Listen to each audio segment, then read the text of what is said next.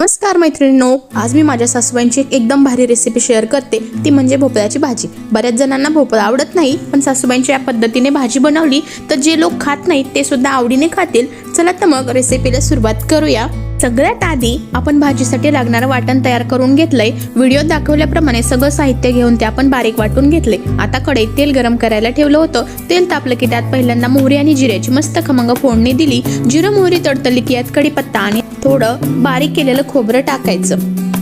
खोबरं हलकं परतलं की मग असे आपण जे वाटण केलं होतं ते यात घालायचं। आता हे वाटण तेलात चांगलं बाजूने तेल सुटेपर्यंत परतून घ्यायचे।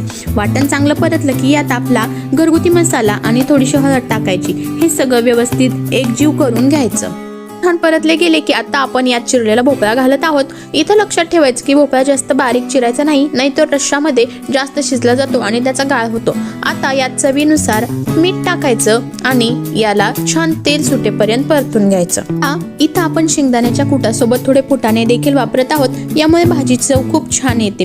आता तुम्ही बघू शकता मम्मीने हे सगळं एकत्र करून मस्त छान परतून घेतलेलं आहे। भाजीला छान तेल सुटल्यानंतर आता यात गरजेनुसार पाणी ओतून घ्यायचं आहे आणि पाण्याला आधी एक मोठी उकळी काढून घ्यायची। एकदा भाजीला चांगली उकळी आली की भाजी मंद आचेवर छान शिजू द्यायची। तर मैत्रिणींनो, तयार आहे आपली सासूबाईंच्या हातची मस्त भोपळ्याची भाजी।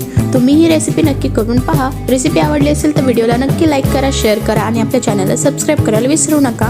थँक्यू।